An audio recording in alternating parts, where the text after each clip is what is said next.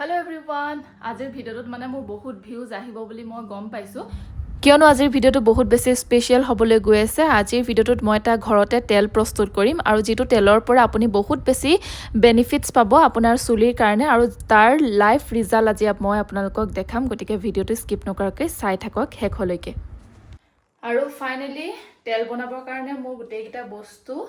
বৰ্তমান পাই গলো এফালে জবা ফুল পান আৰু এফালে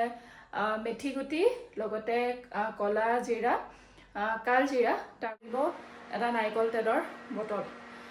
এটো নাৰিকল তেলৰ বটল এটা সৰু আছিলে আপোনালোকে এনেকুৱা তেল ব্যৱহাৰ কৰিব পাৰে মই আলফুলৰ কাৰণে বনাম যেহেতুকে তাইৰ তেলটো তাইৰ যেটো মানে ভাৰ্জিন কোকোনাট অইল হে তাৰ অকণমান মই ইয়াত দি দিম আৰু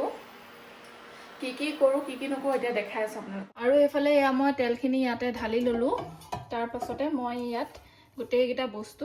একেলগতে দি দিম চাওক মই গেছৰ ফ্লেমটো মানে ইন্ডাকশনটো মই বৰ্তমান অন কৰা নাই আৰু এতিয়াহে মই এটো অন কৰিম গোটেইকেইটা বস্তু দিয়াৰ পাছত আৰু ইয়াত দিবলগীয়া আছে এটা বস্তু হেতু হৈছে জবা ফুল আৰু এইফালে এয়া মই জবা ফুলখিনি ইয়াত দি দিব এটা গোটেইখিনি মই ভালদৰে মানে গৰম হ'বলৈ দিম ইয়াৰ যাতে কালাৰটো ডাৰ্ক হৈ যায় তাৰ কাৰণে মানে ডাৰ্ক হ'ব কাৰণে হেয়াৰ অইলখিনি বনাওঁতে যেহেতু মই পান ব্যৱহাৰ কৰিছো বহুতে ভাবিব পাৰে পানে কি কৰিব পানে আসলতে ড্যামেজ হেয়াৰবিলাক ৰিপেয়াৰ কৰাৰ লগতে তাৰ নেচাৰেল যেটো সাইন হেতু বৰ্তাই ৰাখে আৰু লগতে মই অতিকে দুখৰ কথা যে মই ইয়াত পিয়াজ দিবলৈ পাহৰিলো আপোনালোকে দি ল'ব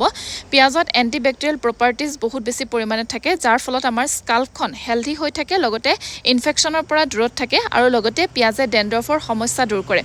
লগতে চুলি সোনকালে বহুৱাটো সহায় কৰে আৰু লগতে মই ইয়াত কালজিৰা আৰু মেথি ব্যৱহাৰ কৰিছো যত বহুত বেছি পৰিমাণে হাই প্ৰটিন থাকে যাৰ ফলত চুলি হৰা সমস্যা দূৰ হয় আৰু লগতে মই ইয়াত যেহেতুকে জবা ফুল ব্যৱহাৰ কৰিছো সকলোৱে জানে জবা ফুলৰ গুণাগুণ কিমান বেছি ভাল হয় জবা ফুলত পোৱা প্ৰদাহ নিবাৰণকাৰী গুণৰ বাবে খজতি আৰু উফি কমাব পাৰে লগতে মূৰৰ যিখন ছালখন সুস্থ কৰি ৰখাত সহায় কৰে লগতে সান প্ৰটেকচন দিয়ে আৰু বিশেষকৈ ঠাণ্ডা দিনত যেহেতু স্কাল্পখন ড্ৰাই হৈ যায় উফিৰ সমস্যা হয় যাৰ কাৰণে জবা ফুল বহুত বেছি উত্তম নহলে পিয়াজটো দিবলৈ নহলে মানে একেবাৰে নোৱাইছোকে আৰু হেৰি কৰিবলৈ তাৰ পিছতে এগ গুলো এতিয়া মই এটা আছে তলত এগ অকমান তেল তেনেকে হানি তললে পঠাও ইয়া যাবলৈ উৎপাত লাগি আছে তাই ভাগৰ